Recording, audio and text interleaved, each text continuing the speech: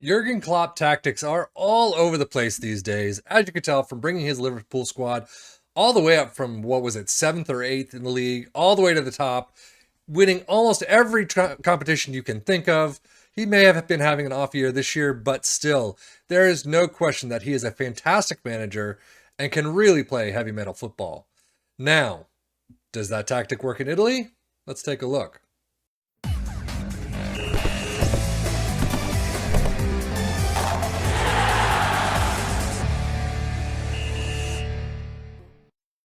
Sadly, as you can see, yet again, not really working all that well in Italy as we've seen before. Juve in seventh. Is that the championship, the conference league? There you go, in seventh place with 17 wins, 14 draws, and 7 losses. Loss-wise, not a bad number right there. However, 65 points, well off 97s from Inter. You are getting crushed if you play this with Juve. Lecce, however, scheduled to be dead last in 20th, bring it up to mid-table in 12th, so not too bad. 14, 4, and 20 with 46 points. Hellas Verona, scheduled to be 10th, are in 13th, right below Lecce with 11, 11, and 16 with 44 points. Well away from relegation, so that's good. However, Hellas Verona, you still want to be up here. Juve, you want to be first. I mean, come on. Any Juve player, you definitely want to be first. It is interesting to see how Juve have fallen in all the tactics that I've done in Italy so far. And what's even funnier to me is their finances are just so through the floor. It is crazy. I mean, they were so in the hole at the start of the save, well, kind of in July. They pick it up and then they immediately go right in January into the hole. They've made no transfers or anything. So they must be paying through the roof with player wages and just can't sustain that.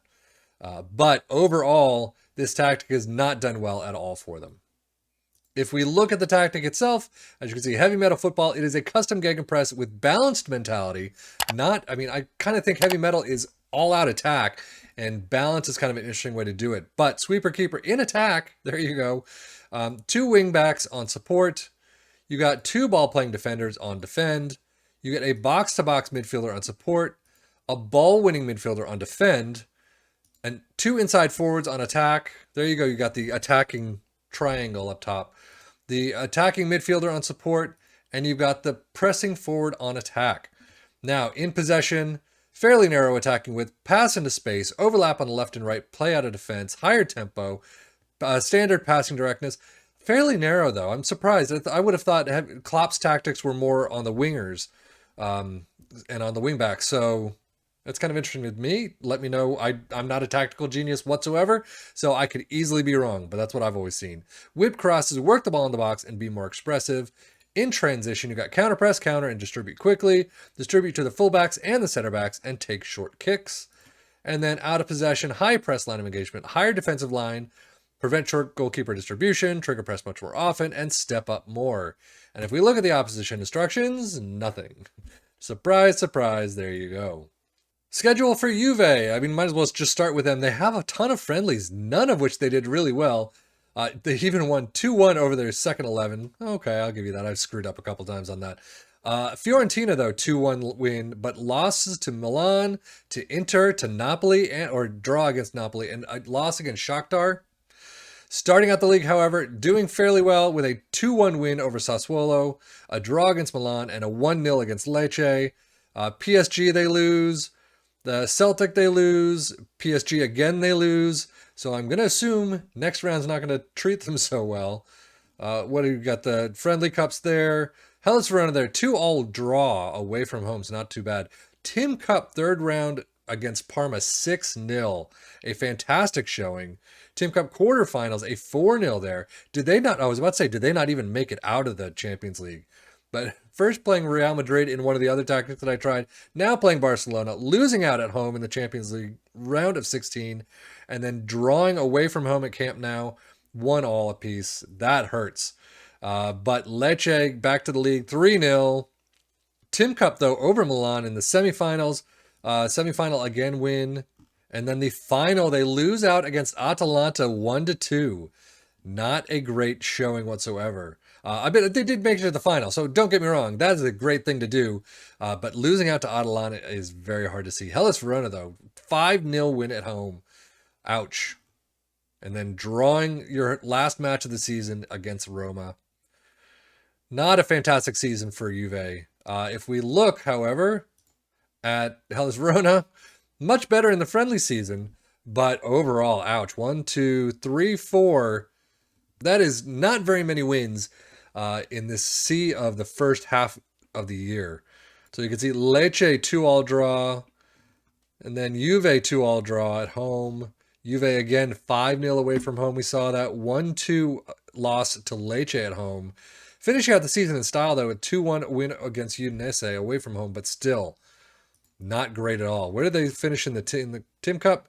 1-2 extra time against Spezia. They lost in the second round. So definitely hurts to see that. And then as you get to Lecce, just slightly better, I guess. But Tim, why do some of these teams, Lecce just doesn't do a lot of friendlies. And I'm not really sure why.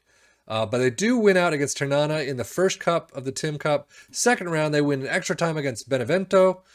Cremonese, a 2-0 win. Hellas Verona, there you go, 2-all draw. Some friendlies there that did fairly well in, some French teams. Juve 0-3 away from home. Hellas Verona 2-1 win away from home.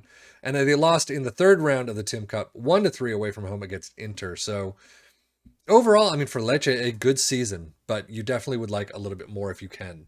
So as you can see, 80 goals is the top for Inter, just above 79 that I've seen in other tactics. Juve, though, in third in 65 most goals. Hellas Verona was 63. Interesting to see because they're so far down. However, fewer shots against Juve at 386. Most possession, Juve at 53, getting a little lower. Most dribbles made, Hellas Verona was 627. Fewest conceded, tied for second in 25 out of 38 matches. Most shutouts, second with 20 in 38. Most tackles won, Lecce, there you go, with 798. Best pass completion, nobody. Most shots for Juve with 549. Definitely not close to the Premier League stats that we've seen before. And then most points per game, Juve with 1.71. Overall, very average. Most goals, Vlahovic though, 30 goals. Colombo with Lecce at 19.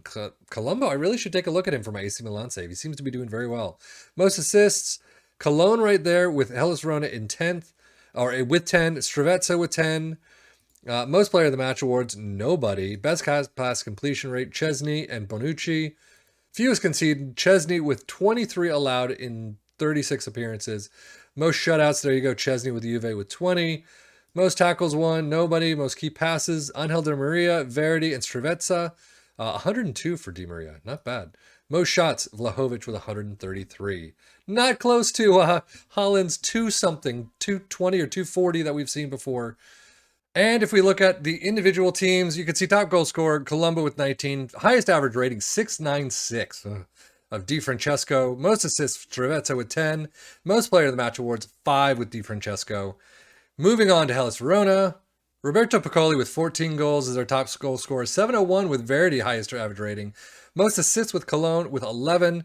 And then most player of the match awards, only 3 for Roberto Piccoli. And then finally finishing out with Juve, Vlahovic with a whopping 44 goals total in all competitions. Highest average rating, Vlahovic was 725. Not great. I mean, a very good number, don't get me wrong. But we've seen numbers in the high 7s, the mid 7s, and the 8s in the Premier League. So most assists, Di Maria with 16. And then most player of the match awards, Vlahovic was only 6. Interesting there. So, but overall, I mean, let's just finish off with the league table. It is not a great tactic if you're Juve. I'm going to have to find a specific Juve tactic because none of the ones that I've seen have worked all that well whatsoever. Lecce doing well, bringing it up to 12th from 20th. So Hellas Verona, unfortunately, scheduled to be 10th, down to 13th. Not a great showing from them, but that's the way these tactics work. But that is it for me, Safian FM, and for the Football Manager blog channel for the heavy metal football Jurgen Klopp tactic in Italy. Not working out so well. Oh well. But thank you so much for watching. As always, take care and enjoy.